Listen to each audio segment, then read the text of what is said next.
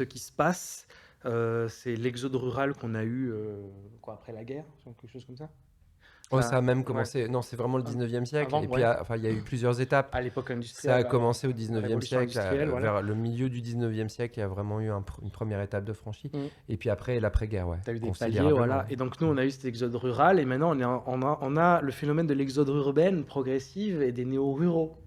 Tu vois, donc c'est une nouvelle phase qui est en train de s'amorcer, on va dire. Apparemment, chez nous, elle est Hmm. plus lente que ce que on pense. Ouais, Parce mais que quand tu regardes les elle prix de existe en tout cas. l'immobilier, bon après c'est un autre domaine, Mhm. c'est pas si vrai que ça. Mais il y a une volonté. Il y a une Tu volonté. vois de plus en plus de gens qui, je pense en plus, ont voyagé en général. Ils ont vu ce mode de vie, Mhm. il est encore possible. Il y a encore des gens qui ont ce savoir-faire. Ils ont éventuellement appris avec ces gens-là à l'étranger. Et il y en a qui n'ont pas voyagé aussi, hein, et qui veulent revenir à cette valeur ancestrale de liaison à la nature. On vit, on cultive ce qu'on mange, on Après, est proche du producteur. il y a une Oui. différence phénoménale. Et d'ailleurs, vu que tu connais mieux en histoire et même l'histoire de France que moi, ça serait intéressant. Je sais pas si tu aurais cette info. Mais aujourd'hui, je sais pas si c'était le cas avant, il y a une différence phénoménale entre la campagne française et la campagne asiatique. Ah oui.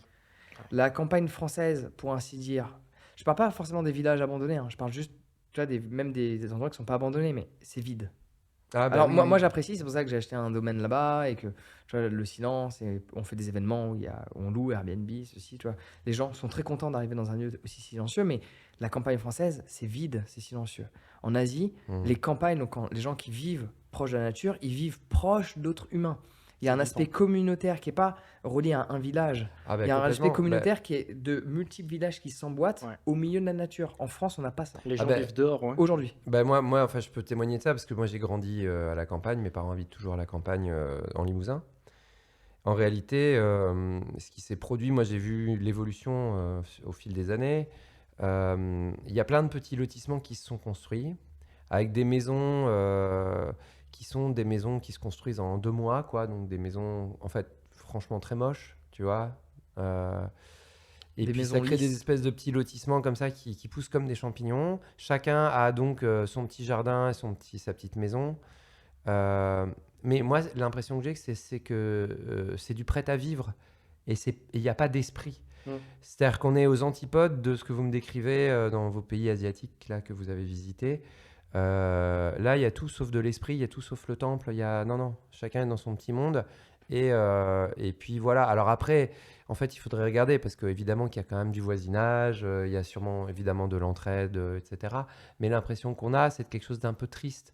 Ça respire pas les Oui. couleurs, ça respire pas le mélange, voilà, et puis même l'esprit de la famille. En fait, je crois que c'est aussi même anthropologiquement, nos sociétés en fait ont complètement, enfin, en tout cas, ouais, non, mais je veux dire, si c'est vrai quoi. Je veux dire, la famille telle qu'elle existait autrefois en France, en Occident, ce modèle-là a complètement disparu. Les familles sont atomisées, les enfants vivent plus chez les parents.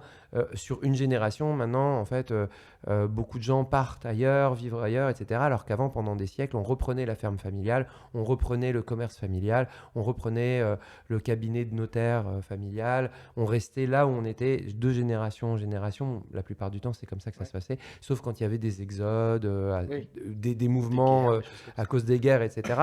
Et donc, on avait en fait des personnes qui vivaient toute leur vie en n'ayant jamais traversé plus de 50 km autour de leur maison. Des gens qui, entre leur naissance et l'âge de 70, 80, 90 ans, n'étaient jamais allés au-delà de 50 km. Des gens qui n'ont jamais vu la mer, par exemple. Voilà. Alors aujourd'hui, c'est de plus en plus rare. Même les nouvelles générations, même peut-être que ça va... Enfin, ce modèle-là va complètement disparaître. Pour le meilleur ou pour le pire, ça reste à voir en fait. Hein. Ouais. Mais C'est de l'avenir. ce qu'on remarque, c'est que c'est des grands changements de civilisation en fait. Ouais. Tu vois, c'est des grands changements anthropologiques.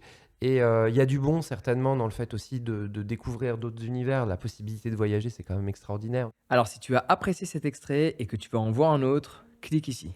Et si tu veux voir le podcast dans son entièreté, clique là.